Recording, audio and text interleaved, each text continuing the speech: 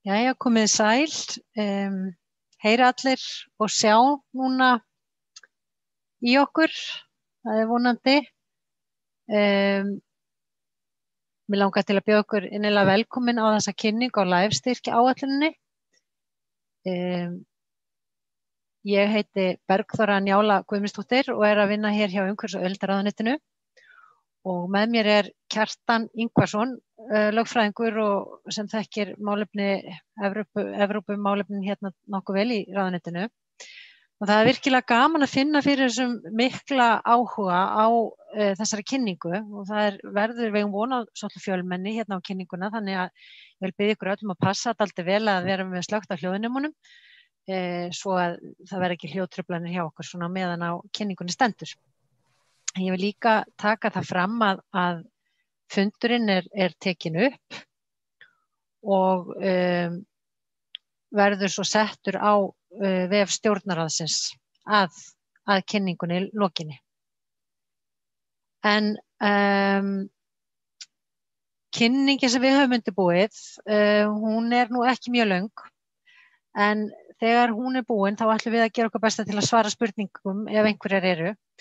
Og þá getið þið annarkvort notað spjallklukkan sem við ætlum að reyna að fylgjast með eftir bestu getu eða þá þið getið spurt beint, en þá ætlum ég að biðja ykkur að rétta upp hönd á undan svo að þetta verði nú svona allt í röðu reglu hjá okkur.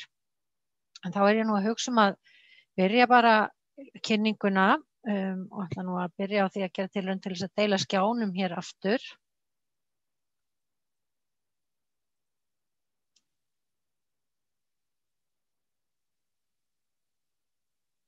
Svona, ég vona allir sjáu skjáinn. En sem sagt, ástæða þessarar kynningar sú að Ísland gerðist nýverið þátttakandi í þessari live áætlun og við þess vegna ennþá að fóta okkur dálítið í þessu umhverfi en með þátttöku Íslands í þessari áætlun þá opnast frábær tækifæri fyrir íslenska lögaðila til að fjármagna spennandi verkefni á sviði umhverfis- og loftslagsmála. Og staðan sú núna, það enn unnið að því að klára innleiðingu áætlunarinnar, þannig að liggja ekki allar upplýsingar fyrir þetta næsta tímabil sem frá árinu 2021 til 2027. En þessar upplýsingar eru væntanlega fljótlegar og verða settar fram á vef live áætlunarinnar leið og styrkirnir verða auglýstir. Nú markmiðið með þessari kynningu fyrst og fremst að vekja athygli á þessum möguleika. Og svo aðalega bara til þess að þetta tækifæri fari nú ekki fram hjá fólki sem mögulega hefði áhuga á að sækja Og svo viljum við líka benda á leiðir fyrir ykkur til þess að nálgast frekari upplýsingar og fræðslu hvernig best að bera sig að í þessu umsóknarferli. Nú, hvað live áætlunin? Þetta í raun og veru samkeppnissjóður, styrkjasjóður sem hefur það að markmið að styðja við loftslags- og umhverfismál. Og eins og ég segi áður þá varð Ísland nýverið þáttakandi í sjóðnum og það þetta nýja tímabil sem einmitt að hefjast núna 2021 og stendur til 2027. Þessi ár á þessu tímabili þá verður lögð áhersla á 4 meginsvið, það náttúru- og líffræðilega fjölbreytni, hringrásarhagkerfið og lífsgæði og loftslagsbreytingar, aðlögun aðgerðir og svo loks orkuskipti. Það 4. flokkurinn. Sjóðurinn veitir bæði verkefna og rekstrastyrki. Verkefnastyrkina geta allir lögaðilar innan EES sótt en rekstrastyrkirnir ætlaðir félagasamtökum sem ekki hagnaðardrifin. Og það eftir töluverðarslægjast því alls 5,4 milljarðar evra, yfir 800 milljarðar íslenskra króna í pottinum á þessu tímabili. En það auðvitað margir hituna og þess vegna skiptir miklu máli að umsóknir séu vel undirbúnar og að það sé svona lagt talsvert í þær. Þetta þessi 4 flokkar styrkja eins og ég nefndi áðan og ég ætla að segja núna í stuttu máli frá hverjum flokki hér á eftir en síðan hægt að finna ítarlegri upplýsingar þessa flokka á stjórnarráðsvefnum á slóðinni stjórnarráði.is/live. Og svo enn ítarlegri upplýsingar á enskum vef live áætlunar ESB og það eru slóðir inn á þann vef inn á þessum íslenska upplýsingavef, en ég fer kannski örlítið betur í þetta eftir. Nú ég ætla að byrja á því að segja örlítið frá flokknum loftslagsbreytingar. Þetta fyrsti flokkur styrkja undir hatti LIFE áætlunarinnar og það má eiginlega segja að þessi flokkur skiptist í þrennt. Í fyrsta lagi þá eru veittir styrkir vegna aðgerða vegna loftslagsbreytinga og þar eru sérstaklega tiltekin svona ákveðin svið, meðal annars verkefnasvið landbúnaðar, landnotkunar, stýringu votlendissvæða, endurnýjanlega orka og svo orkunýtni. Síðan eru það þessi styrkir vegna aðlögunar og loftslagsbreytingum og það eru býsna mörg svið þar undir. Það eru til dæmis verkefni aðlögun þéttbýlis, landnýtingar áætlanir, verkefni viðnámsþrótt innviða, verkefni sem lúta að viðbrögðum vegna áhrifa á flóð og strendur. Það er verið að horfa til aðlögunar í landbúnaði, skógrækt og ferðaþjónustu og einnig viðbúnað við auknum öfgum í veðurfari á jaðarsvæðum. Og svo í þriðja lagi þá eru þessi styrkir vegna stjórnsýslu og upplýsingamiðlunar og það er meðal annars vegna sjálfbærar fjármálastarfsemi, vitundavakningar og þáttöku haghafa á sviði aðgerða og aðlögunar vegna loftslagsbreytinga. Þannig að þetta er svona dálítið breytt svið þarna undir loftslagsbreytingunum og það er að gera að kynna sér það betur.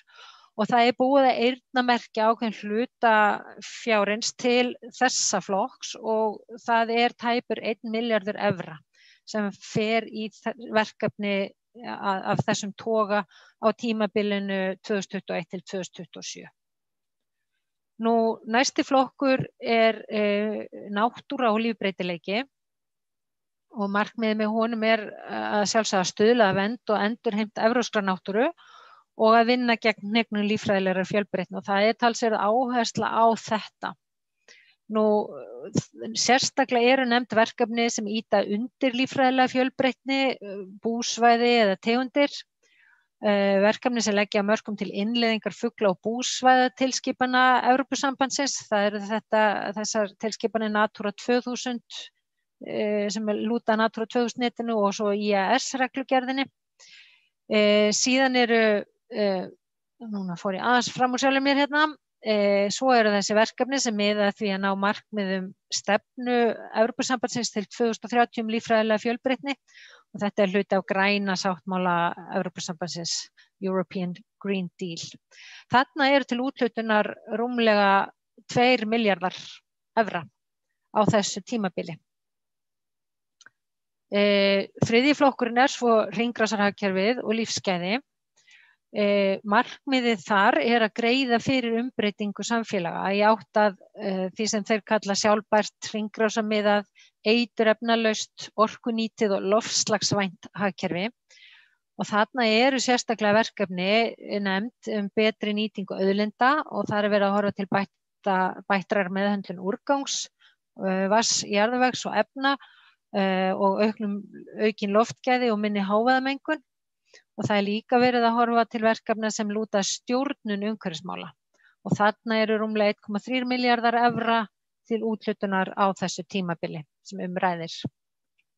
Nú, fjórði flokkurinn og síðasti, hann er orkuskipti og þar eru 5 meginmarkmið. Ég held að þau lýsi kannski einna best svona því sem er verið að slæðast eftir þar. Og verkefnin eru markmiðin eru þessi að byggja upp innviði á landsvísu eða innan sveitafélaga og landshluta sem styðja við orkuskipti í átt að grænni eða hreinni orku. Og svo er að flýta fyrir innleiðingu nýrrar tækni, stafrænna lausna, þjónustu og viðskiptamódela sem miða að hreinorku og ýta undir uppbyggingu faglegrar þekkingar þar að lútandi. Og það er líka að laða einkafjármagn að fjárfestingum í hreinorku og að styðja við þróun fjárfestingaverkefna innan landshluta eða sveitafélaga og svo að virkja og valdefla þjóðfélagsþegna í að skipta yfir í hreina orku. Nú til úthlutunar undir þessum flokki er tæplega 1 milljarður evra á tímabilinu sem ræðir.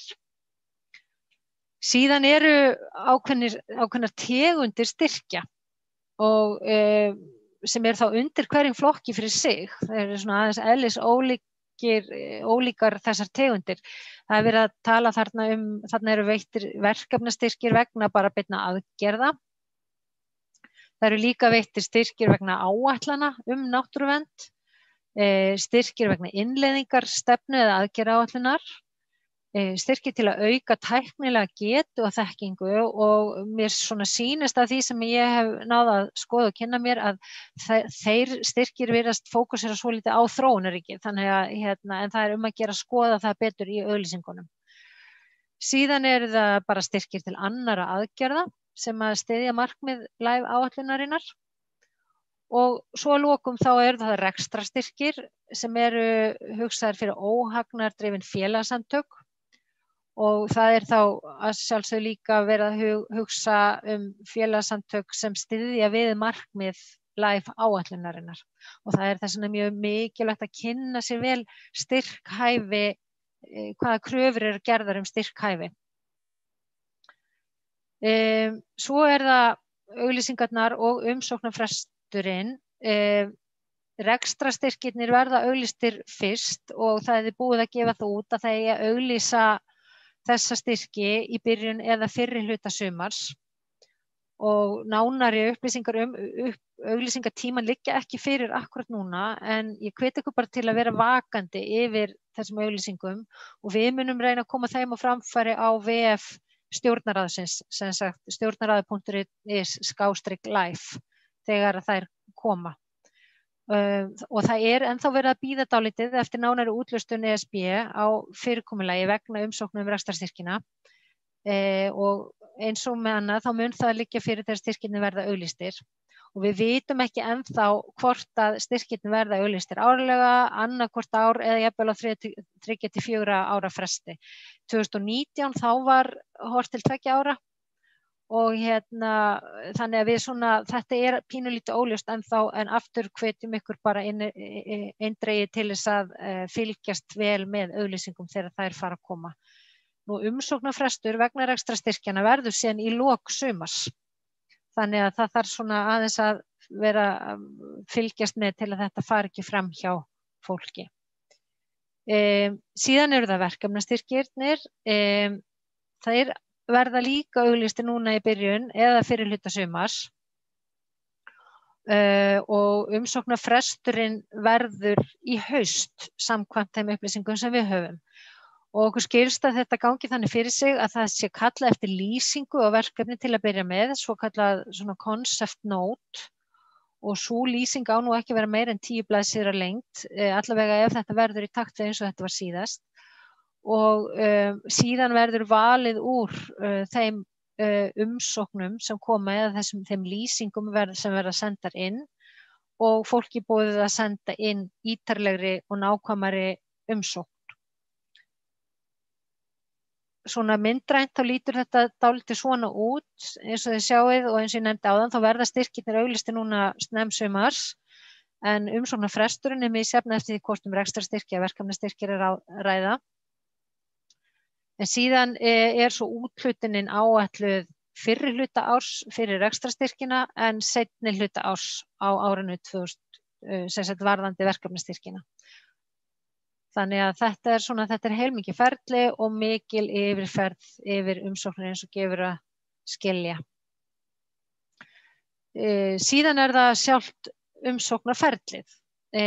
Þar er gert ráð fyrir að það sé sótt í gegnum sérstaka styrkja útboðsgátt Evrópusambandsins og þessi umsóknargátt er svona heilmikið batteri en ég bendi ykkur á að á vefnum okkar á þessum live vef okkar á stjórnarráðsvefnum stjórnarráði.is/live þar er að finna tengil inn á YouTube námskeið þessa umsóknargátt og þetta námskeið er kaflaskipt og það er tiltölulega einfalt að velja tiltekna parta af kynningunni sem er nokkuð löng en sem sé að það er einhver ákveðnir hlutar þar sem að þið viljið kynna ykkur og þá er það svona dálítið auðvelt að finna það með því að smetla bara á ákveðna hlekki á YouTube lýsingunni. Og eins og við svona þreytumst eiginlega ekki á að ítreka þá er þetta samkeppnissjóður og þess vegna er að vera mikilvægt að leggja mikið í þessar umsóknir og kynna sér sérlega vel skilyrði, styrkhæfi, hvernig umsóknarferli verður og hvers ætlast til af umsækjendum. Allt þetta verður nú skýrara vonandi þegar auglýsingarnar frá Evrópusambandinu fara í lofti og við bendum líka á fyrir þau sem eru áhugasöm að sækja í þennan sjóð að þau gefi ykkur tíma til að sækja sérstaka kynningardaga áætlunarinnar sem verða í lok júní og ég kem aðeins hérna inn á það hér á eftir. Við viljum líka hvetja ykkur til að nýta tímann eins vel og þið geti núna til að afla ykkur samstarfsaðila af því að og forma líka auðvitað góð og samfærandi verkefni. Verkefnin sem eru unnin svona þvert á haghópa eða millilandsfluta þvert á Evrópulönd jafnvel, þau hafa fengið betra brautargengi og fá hærri styrki en önnur verkefni svona í sögulegu ljósi. Og svo kannski þetta svona síðasta glæran á þessari kynningu. Það hérna hægt að kynna sér fyrri auglýsingar sem eru ennþá aðgengilegar á enska vefnum. Þar koma fram upplýsingar varðandi styrkhæfi og það er líka hægt að nálgast svona eldri útgáfur að spurt og svarað og hafa það til hliðsjónar þegar maður að velta þessu fyrir sér. Og þessi rafrænu kynningadagar sem ég nefndi hérna áðan, þeir verða haldnir 22. til 25. júní og ég ráðleika ykkur eindregið að taka þessa daga frá.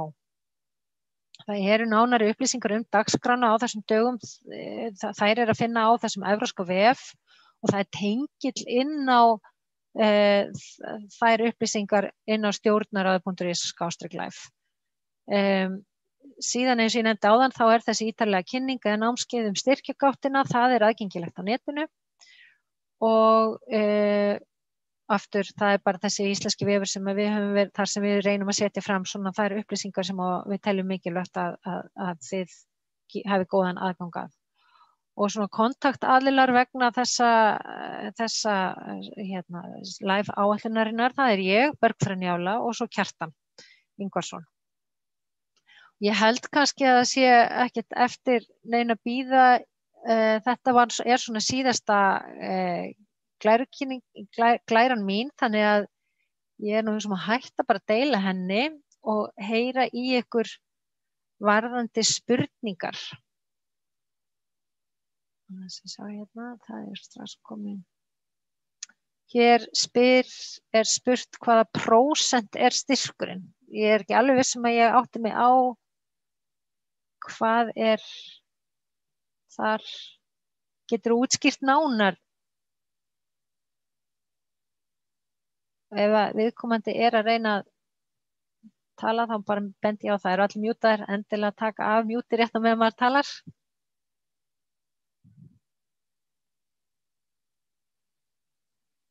Nei, ég held bara viðkomandi sé ekki lengur á fundinum. Einhverjir aðrir með spurningar? Já, hér eru nokkrar komnar. Hvað með verkefni tengt miðlun og vitundavakningu almennings? Það eru miðlunar og vitundavakningar styrkir. Það er talað til dæmis undir loftslagsmálunum, þar er talað slíka styrki. Hversu mörg prósent er styrt, hversu mörg prósent er eigið framlag. Ég har verið að hugsa hversu stór hluti af verkefninu eru styrt. Það er aðeins misjafnt og það er svolítið erfitt að segja til það akkurat núna. Það er hérna undir þessum spurningum sem voru settar fram í tengslu við síðustu áætlun og þar er talað að þetta geta verið alveg upp að 60–75% af verkefnum en ég held að almennt sé þetta ekki mikið samt yfir helming sem er verið að bjóða upp á. Kjartan, er þú með einhverjar svona upplýsingar þetta? Ekki nákvæmlega, ég held að þetta sé aðeins mismunandi og ég svona gerir ráð fyrir að þetta er samkeppnissjóður að eftir því sem kemur eitthvað mótframlag og er hærri, þá er kannski líklega til þess að verkefni verið samþykkt. En eins og Bergþóra kom inn á í byrjun, þá erum við sjálf sér bara ný að taka þátt í þessu fyrsta skipti, þannig að við erum líka að læra. Ég hvet ykkur eindregið til, það heilmikið hægt að átta sig á hvernig þetta lítur allt saman út með því að skoða þetta spurt og svarað. Það inn á þessum live vef sem að ég nú búin að nefna örugglega svona 100 sinnum hérna í þessari kynningu, að þar tengill inn á þetta eldra spurt og svarað undir síðunni sem heitir umsóknarferlið. Þannig að ef þið farið þar fullt af svona gagnlegum tenglum, eða sem við vonum að séu gagnlegir fyrir ykkur, og meðal annars þetta spurt og svarað sem var gefið út í tengslu við síðustu áætlun. En það ekki komið svoleiðis fyrir áætlunina núna því að þeir eru ekki búin að auglýsa styrkina, en það væntanlega svona þar til að það birtist á vefnum hjá þeim, að þá getur vonandi gagnast að skoða þetta. Hér spurt varðandi tíma, á hverjir geta sótt Það eru allir lögaðilar sem geta sótt verkefnastyrki, rekstrastyrkirnir eru hins vegar fyrst og fremst hugsaðir fyrir félagasamtök og sem eru með óhagnaðardrifna starfsemi. Það líka spurt tímamörk á verkefnum, hvort þau séu til 1 árs eða lengur. Ég ekki með það svar alveg á hreinu. Það spurning hvort að það gæti alveg verið eitthvað það í þessum spurt og svara, en annars með það eins og með annað að þetta allt svona pínulítið óljóst akkurat núna út af því að það ekki búið að gefa út upplýsingapakkan í tengslu við þessa styrki núna. Okkur fannst eins og bara mjög mikilvægt að vekja athygli á því að þessi styrkir væru núna í boði fyrir Íslendinga og þá sem eru hér á landi, og að líka af því að við vitum að það í raun og veru stuttur tími til stefnu. Þetta sumarið framundan og það í lok sumar sem að, til dæmis varðandi rekstrastyrkina og að vera búið að senda inn umsóknir. Og þannig að og það getur auðvitað verið heilmikið mál að útbúa svona samfærandi og flotta stóra umsókn sem að kannski hefur marga samstarfsaðila. Fleiri spurningar hérna. Já, það má búa til samstarfshóp á Íslandi og fleiri löndum. Það einmitt horft mjög jákvætt í átt að slíku. Slík verkefni sem hafa marga samstarfshópa, marga samstarfsaðila, þau hafa hlotið betra brautagengi en önnur. Og þá getur það þýtt þvert á lönd, það getur líka þýtt innanlands en kannski með ólíkum aðilum eins og ef sveitarfélög og félagasamtök, fyrirtæki taka höndum saman, að þá geta slíkar umsóknir, það svona hvatt til slíkra samstarfsverkefna. Þetta ekki undir Rannís, nei. Þetta Evrópu, það í gegnum þessa umsóknargátt Evrópusambandsins sem sótt þessa styrki. Þannig að og upplýsingar eru á live vefnum þeirra og við höfum svona reynt að búa til dálítið góðan upplýsingapakka á stjórnarráðsvefnum líka. Eru fleiri spurningar? Kannski bara bæta við að það sjálfur sér auglýst hverju ári eftir styrkumsóknu, þannig að það lokast ekkert gluggi núna í sumar. Það verður auglýst á næsta ári líka, það ágætt að vera meðvitað það. Já, það þannig allavega með verkefnastyrkina að þeir eru auglýstir á hverju ári. Það sem við vitum ekki alveg með núna hvort að rekstrastyrkirnir verða auglýstir árlega eða til lengri tíma.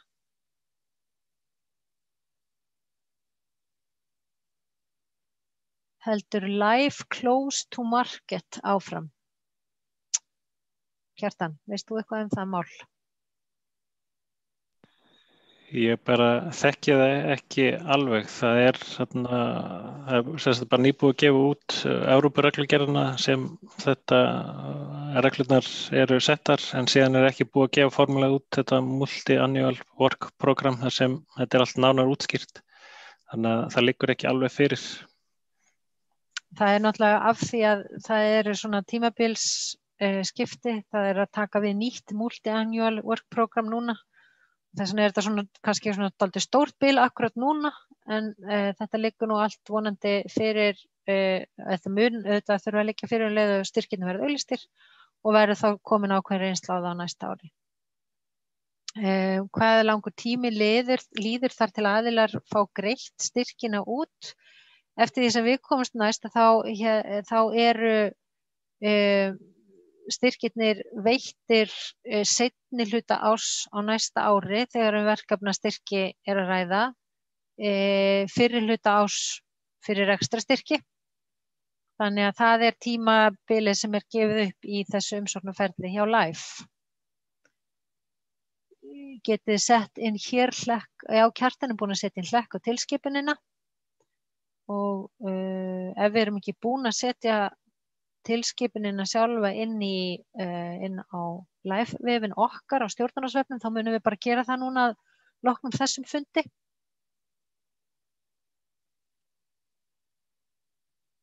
Eru einhverja fleiri spurningar, haldið þið? Enginn sem að réttir upp hönd og það er mjög fínt að fá þessa skriflegu. Er einhver vettvangur til staðar innan LIFE til að leita eftir samstarfsaðilum? Það er í þessari gátt, þessari styrkjagátt sem ég nefndi hérna í kynningunni, þar er hægt að leita eftir samstarfsaðilum líka. Þess vegna er dálítið gott að kynna sér, skoða dálítið vel þessa kynningu á gáttinni, því að hún er svona aðeins stærra tæki heldur en bara rétt til að sækja en þar allavega er vettvangur innan LIFE og en svo hvetjum við ykkur auðvitað líka bara til að vera duglega að leita samstarfsaðila bæði hér innan lands og ef þið vitið af einhverjum í öðrum Evrópulöndum.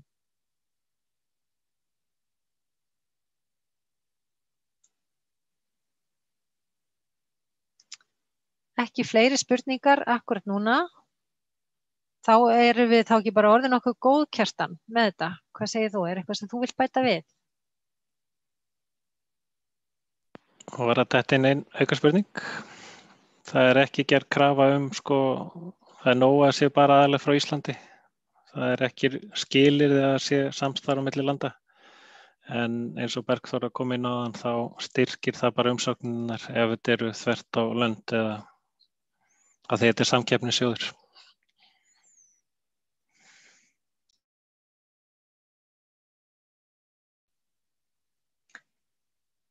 Heyrðu, þá ætla ég bara að þakka ykkur kærlega fyrir að koma á þennan áhuga. Ég vona að þetta hafi hjálpað ykkur eitthvað. Ég mun senda ykkur kynninguna núna á eftir þessum fundi loknum. Sendi hana bara tölvupósti til ykkar.